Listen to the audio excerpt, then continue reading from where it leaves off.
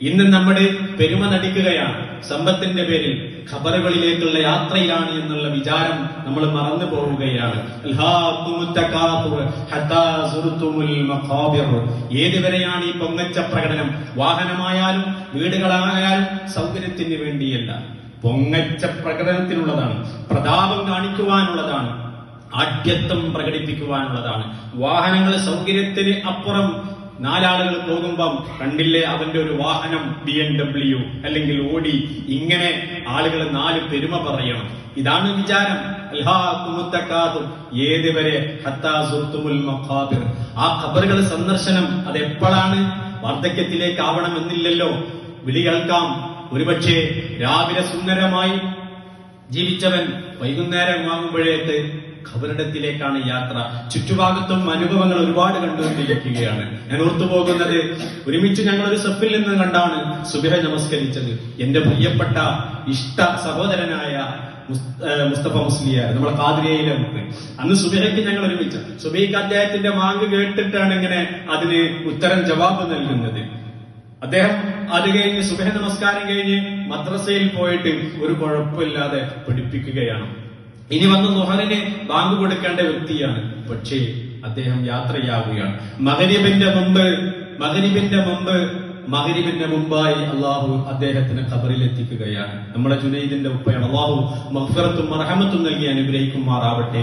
പള്ളിയും അള്ളാഹുവും തമ്മിലുള്ള ആ ഇടപാടിന്റെ ഇടയിലാണ് അദ്ദേഹം ഈ ലോകത്തുനിന്ന് ഇവിടെ പറഞ്ഞു പോകുന്നത്. ആരുടെയും കാലം നിർണിതൻ. ഒമാ തദ്രി നഫ്സും മാദാ തക്സിബു ഗദാ ഒമാ തദ്രി നഫ്സും ബിഅയ്യി അർദിൻ തമൂത്ത്. അല്ലേ? നാളെ എന്ത് ചെയ്യും എന്ന്, നാളെ എന്ന് പറഞ്ഞു കഴിഞ്ഞാൽ ഫ്യൂച്ചർ, അടുത്ത സെക്കൻഡിൽ, അടുത്ത മണിക്കൂറിൽ, മിനിറ്റുകളിൽ എന്ത് ചെയ്യുമെന്ന് പറയാൻ ആർക്കും കഴിയില്ല. എവിടെ വെച്ചിട്ടാണ് ഈ ശ്വാസം നിലച്ചു പോവുക എന്നുള്ളതും പറയാൻ പറ്റൂല. അതുകൊണ്ട് യാത്രയിലാണ്, വഴിയമ്പലത്തിലാണ്. ഇത് വിശ്രമസ്ഥാനമാണ് എന്ന് വിചാരിക്കേണ്ട. ഇത് സത്രമാണ്. ഇതിലൂടെ കടന്നു പോകാനുള്ളതാണ്. ആഖിറമാണ് പരമപ്രധാനം. അതിന് ആത്മശുദ്ധിയാണ് വേണ്ടത്. ആത്മശുദ്ധിക്കാണ് അമലുകൾ ചെയ്യുന്നത്. മനസ്സിനെ ശുദ്ധീകരിച്ച് അള്ളാഹുവിലേക്ക് യാത്ര പോകേണ്ടതുണ്ട്. മനസ്സിനെ ശുദ്ധീകരിച്ചുകൊണ്ടായിരിക്കണം അള്ളാഹുവിലേക്ക് യാത്ര പോകേണ്ടത്. അമലുകൾ കർമ്മങ്ങൾക്ക് വേണ്ടിയല്ല. കർമ്മങ്ങൾ ഹൃദയത്തെ ശുദ്ധീകരിക്കുവാനുള്ളതാണ്, ആത്മാവിനെ ശുദ്ധീകരിക്കുവാനുള്ളതാണ്, നഫ്സും ത്വയ്യിബയാക്കി മാറ്റാനുള്ളതാണ്. അവസാനത്തെ വിളി യാ അയ്യത്തുഹൻ നഫ്സുൽ മുത്മഇന്ന ഇർജിഇ ഇലാ റബ്ബിക റാദിയതൻ മർദിയ ഫദ്ഖുലി ഫീ ഇബാദി വദ്ഖുലി ജന്നതി എന്നായിരിക്കണം. ഹേ സമാധാനമടഞ്ഞ ആത്മാവേ, പരിശുദ്ധമായ ആത്മാവേ, സ്ഫടിക സമാനം സ്ഫുടം ചെയ്തെടുക്കപ്പെട്ട ആത്മാവേ, കർമ്മങ്ങളിലൂടെ, വിശ്വാസങ്ങളിലൂടെ, അമലുകളിലൂടെ ഹൃദയത്തെ ശുദ്ധീകരിച്ച ആത്മാവെ, സ്വഭാവ സംസ്കരണം സിദ്ധിച്ച, തസ്കിയത്ത് ലഭിച്ച, റബ്ബിന്റെ റസൂലിന്റെ ആഗമന ദൗത്യ ഉദ്ദേശ്യം എന്താണോ ആ ഉദ്ദേശം തസ്കിയത്താണ്, തർബിയത്താണ്. തസ്കിയത്താണ്, തർബിയത്താണ്. ഭൗതികമായ ശാക്തീകരണം മാത്രമല്ല, ഹൃദയത്തിന്റെ മാലിന്യങ്ങളെ നീക്കം ചെയ്ത് വിമലീകരിച്ച് ശുദ്ധീകരിച്ചെടുക്കുക എന്നുള്ളതാണ്. അവിടെയാണ് വിജയം. നഫ്സും തയ്യിബക്കല്ലാതെ വിജയം ഉണ്ടാവുകയില്ല. വെറും കർമ്മങ്ങൾ കൊണ്ട് ഒരിക്കലും വിജയിക്കാൻ കഴിയുകയില്ല. മനസ്സിനെ ശുദ്ധീകരിക്കണം, സ്വഭാവ സംസ്കരണം ഉണ്ടാകണം. ഹൃദയത്തിൽ നിന്ന് മലിനമായ സ്വഭാവങ്ങളെ മുഴുവനും നീക്കിക്കളയണം. നല്ല സ്വഭാവത്തിന്റെ ഫ്രൂട്ട്സ് ആയിരിക്കണം പുറത്തേക്ക് വരേണ്ടത്. സോഷ്യൽ മീഡിയകളിൽ കടന്നുകൊണ്ട് അഹങ്കാരത്തിന്റെയും അഹന്തയുടെയും വെറുപ്പിന്റെയും വൈരാഗ്യത്തിന്റെയും വിദ്വേഷത്തിന്റെയും പരസ്പരം കുറ്റപ്പെടുത്തലിന്റെയും പദപ്രയോഗങ്ങൾ അത് മാലിന്യമുള്ള മനസ്സിന്റെ ലക്ഷണങ്ങളാണ്. ഹൃദയ ശുദ്ധീകരണത്തിന്റെ ലക്ഷണം അതാണ്. ദേഷ്യം വന്നാൽ, പ്രകോപനമുണ്ടാകുമ്പോൾ ദേഷ്യത്തെ പിടിച്ചു വെക്കുക, കടിച്ചമർത്തുക, പ്രകടിപ്പിക്കരുത്. ജനങ്ങൾക്ക് പുറത്തു കൊടുക്കുക, വിട്ടുപുറത്ത് മാപ്പാക്കി കൊടുക്കുക.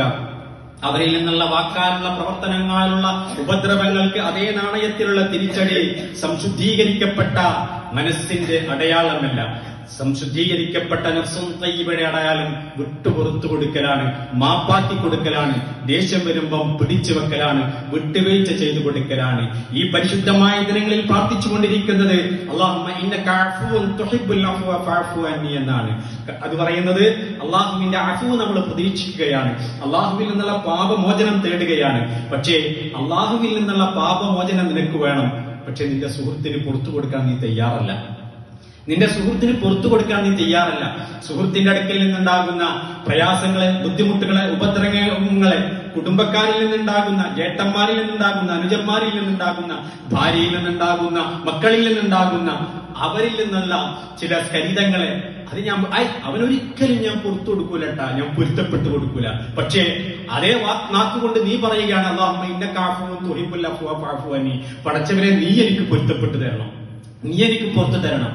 ഭൂമിയിൽ നിന്നോട് ചെയ്ത ചെറിയ അപരാധങ്ങൾ പോലും നീ വിട്ടുവീഴ്ച ചെയ്ത് മാപ്പാക്കി കൊടുക്കാൻ തയ്യാറല്ലാതെ റബ്ബിന്റെ മുന്നിലേക്ക് അഫ്വിന് വേണ്ടി കൈനീട്ടുന്നത് എത്ര വൈരുദ്ധ്യാത്മകമാണ് എന്നുള്ളത്